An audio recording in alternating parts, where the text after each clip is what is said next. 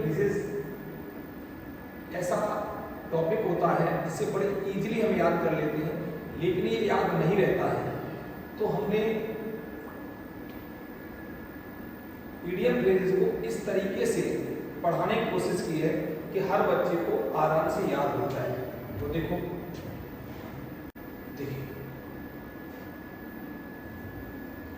आपका 11th है at arm's length, at arm's length, at money at arm होती bound length. अब इसको याद कैसे कर सकते हैं? एट ए डिस्टेंस पर दूर, एट ए डिस्टेंस दूर कैसे याद कर सकते हैं? इसको याद रखने का जो तरीका है वो बेस्ट तरीका है। जैसे आपने कभी-कभी हम स्कूल जाया करते थे और स्कूल जाते थे तो हमसे टीचर कहता था, जब लाइन में लगाते थे, जब प्रेयर की लाइन लगाते थे, एक हाथ दूर, एक हाथ दूर। जब एक हाथ दूर है तो ऐसे ही आर्म में हाथ हो गया, लेंथ में लंबाई, एक हाथ दूर। तो इसका मतलब क्या हो गया? दूर, एट ए डिस्टेंस। अगर याद रखना है तो एट ए डिस्टेंस का मतलब होता है इसका एट आर्म्स लेंथ, एक आर्म्स मतलब भुजा, एक भुजा दूर। इसका मतलब क्या हो गया? एट ए डिस्टेंस दूर हो गया। याद रखने का तरीका वैसे बहुत तरीके हो सकते हैं। इसे याद रखने का तरीका, जैसे प्रेयर हम लोग प्रार्थना करने जाते थे और प्रार्थना करने जब जाते हैं तो उस समय हमारे टीचर कहते एक एक हाथ दूर हो जाइए, एक हाथ दूर कर लीजिए, तो ऐसे याद हो गया एट ए डिस्टेंस। अब ये देखो and x to grid, x मन होती है कुल्हाड़ी, टू ग्रिड, और ग्राइंड का मतलब होता है किसी को क्या करना, घिसना, उसको मतलब तेज करना। पर्सनल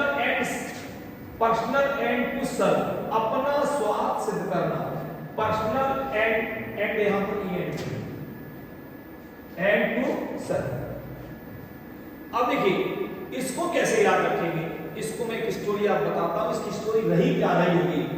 इसमें क्या था कि एक व्यक्ति था, उसने क्या किया, उसने एक चक्की चलाता था। चक्की का मतलब हुआ उसको ग्राइंडर चलाता था।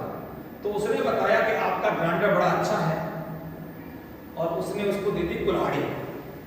जब उसको कुल्हाड़ी दे दी, कुल्हाड़ी देने के बाद उस पर उसे ग्राइंड कर दी, और ग्राइंड जब उसने कर दी तो उसने क्या किया कि उस कुल्हाड़ी को लिया और लेके बिना पैसे देकर, और वो चला जाता है, बिना पैसे देकर वो चला जाता है, अपना स्वार्थ सिद्ध कर लेता है। इसी का मतलब यहां से ये आपका आइडिया फ्रेज होगा एन एक्स टू ग्राइंड, मतलब एक एक्स को उसने ग्राइंड कर लिया और अपना स्वार्थ सिद्ध कर लिया। अब समझिए एक व्यक्ति के द्वारा उसको ग्रांट करा लिया गया, और ग्रांट कराने के बाद उसका कोई पैसा नहीं दिया, बिना पैसे के उसको ले लिया। इसीलिए विलियम्स बन गया आपका पर्सनल एंड टू सर्व, अपना स्वार्थ सिद्ध करना। याद रखेंगे कि व्यक्ति के द्वारा कुल्हाड़ी को ग्रांट करा लिया, लेकिन उसका अपना पैसा नहीं दिया, बिना पैसे हंस के और उस पर हंसा और चलाता है, तो अपना स्वार्थ सिद्ध करना। ये इस तरह याद कर लेंगे। एट द 11th हार, इसका मतलब एट द लास्ट मोमेंट, अंतिम समय पर, एट द लास्ट मोमेंट। इसको याद कैसे कर सकते हैं? इसके पीछे देखो लॉजिक क्या है। इसके पीछे लॉजिक है, जैसे पहले क्या होता था, 12 घंटे की हम लोग मजदूरी या कोई काम करते थे, 12 घंटे करते थे। 12 घंटे काम किया, 12 घंटे मजदूरों ने काम किया, 1 घंटे से लेकर 12 घंटे तक काम किया।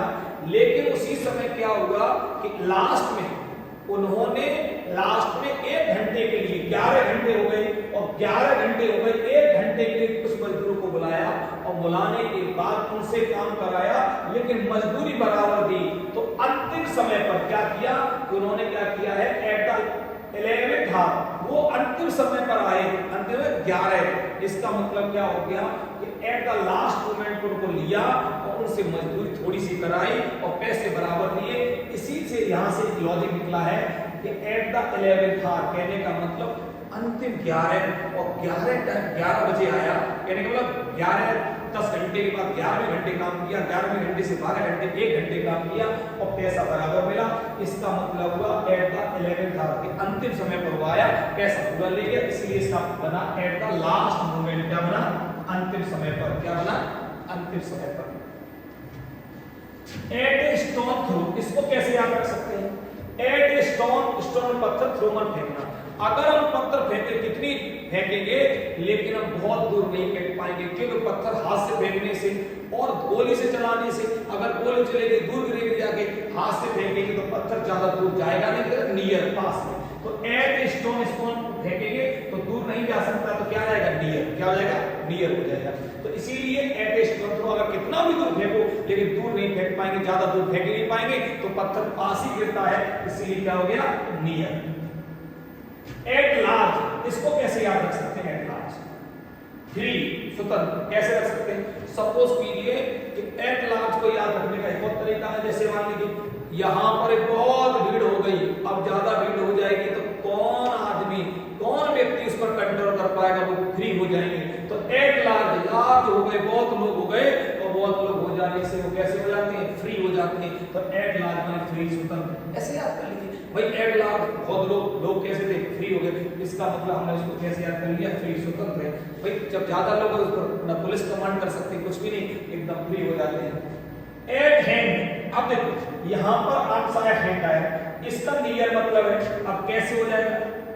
ठीक है, अगर मान लीजिए यहां पर एक हाथ दूर, और एट हैंड का मतलब होता है जैसे एक हाथ पास, जैसे मान लीजिए जैसे हम उसमें कहा था एक हाथ लाइन में लगना, यहां पर कहते हैं एट हैंड। तो अगर हमारा एक हाथ होगा तो बहुत पास ही होगा, अगर मान लीजिए इतना सा हाथ है तो हाथ तो दूर पहुंचेगा ही नहीं। तो इसका मतलब हमने क्या किया कि भाई हमारा जो हाथ है वो ज्यादा दूर पहुंचेगा नहीं। एट हैंड, एट हैंड मतलब एक हाथ, एक हाथ, एक हाथ का मतलब लंबाई की बात नहीं कर रहे, वहां दूर टीचर कहता था, यहां पर कहना चाहता है एट हैंड। एट हैंड का मतलब होता है एक हाथ, और एक हाथ ज्यादा दूर पहुंच नहीं सकता, इसीलिए उसे क्या कहेंगे? नियर। क्या कहेंगे? नियर। इस तरीके से हम याद कर सकते हैं इस वर्ड को। अब देखिए एट रैंडम, और रैंडम तो आप जानते हैं रैंडम वर्ड अपने आप में होता है विदाउट एनी एम, मतलब बिना किसी उद्देश्य के। जैसे मान लीजिए हमने ऐसे कर लिया रैंडम में काम कर लिया, रैंडम अपने आप में बता देता, रैंडम का मतलब कोई उद्देश्य नहीं है, ये याद रखने वाला रैंडम। एट रैंडम, बिना किसी उद्देश्य के, विदाउट एनी एम, एम मतलब उद्देश्य। एट रैंडम का रैंडम वर्ड अपने आप में होता है कि जहां पर हमने कोई सोचा नहीं समझा नहीं, उसे रैंडम कहते हैं। A bed of roses, a bed माने बिस्तर, रोजेस गुलाबों का बिस्तर, इसका मतलब हो गया इजी वर्क। क्या हो गया बेटा? आसान कार्य। क्या हो गया? आसान कार्य। आप समझिए एक बार में, बेड ऑफ रोजेस मतलब बेड पर बिस्तर, रोजेस मन होता है, तो यहां पर इसका मतलब हो गया फूलों की सेज कह देंगे, लेकिन वास्तव में इजी वर्क, आसान कार्य। जैसे मान लीजिए पढ़ाना कोई आसान कार्य नहीं है, इजी वर्क नहीं, ये बेड ऑफ रोजेस नहीं, इसलिए bed of roses easy work, ये आप याद कर लें। यहां apple pie order in perfect orderly arrangement, in perfect orderly arrangement, सुव्यवस्थित रूप से, एकदम सही व्यवस्था। इसको कैसे याद करेंगे? देखो हम बताएं। एप्पल होता है सेब, और पाई जो होती है, पाई आप मान लीजिए जिस तरीके से उसमें कोई चीजें, कुछ सब्जी अब्जी भरकर, मीट भरकर एक डिश होती है, उनको क्या करना, यहाँ पर रख दिया सेब और यहाँ पर रख दिया पाई, मतलब एकदम क्रम में रखना, एक ऑर्डर में रखना, सेब को और पाई को, सेब को पाई को ऑर्डर में रखना। अगर ऑर्डर में रख देंगे तो एकदम अरेंजमेंट करना, सुव्यवस्थित करना। जैसे कमरे को कमरे में, जैसे हमने यहाँ बर्तन में सेब को और पाई को एक ऑर्डर में रख देना, एक, तो इसी से हम याद रख सकते हैं सेब को किसी ने और पाई को एकदम अच्छी तरह मतलब जचा के रख देना, जचा के रख देना तो सुव्यवस्थित रख देना, सुव्यवस्थित रूप से, इन परफेक्ट ऑर्डरली अरेंजमेंट। इस तरह याद रख सकते हैं इसको। देखो याद रखने के तरीके हैं ये, आप कैसे याद रख सकते हैं? एप्पल सेब को और किसको बेटा? सेब को और पाई को ऑर्डर में रख देना, एक क्रम में रख देना, और क्रम में रखेंगे तो हम क्या रखेंगे? एकदम व्यवस्थित रखेंगे, सुव्यवस्थित रूप से। All Greek and Latin very difficult to understand, इसको याद रखने का बहुत अच्छा तरीका है। ग्रीक हमारी लैंग्वेज होती है, लैटिन की लैंग्वेज, ये बड़ी हार्ड होती है, दोनों ही हार्ड होती है, तो वेरी डिफिकल्ट टू हार्ड मतलब वेरी डिफिकल्ट टू अंडरस्टैंड, समझने में बहुत कठिन। अब ग्रीक एंड लैटिन ऐसी लैंग्वेज है जिन्हें बड़े समझने में मुश्किल होता है, तो इसे याद रखेंगे very difficult to understand. Thank you. आप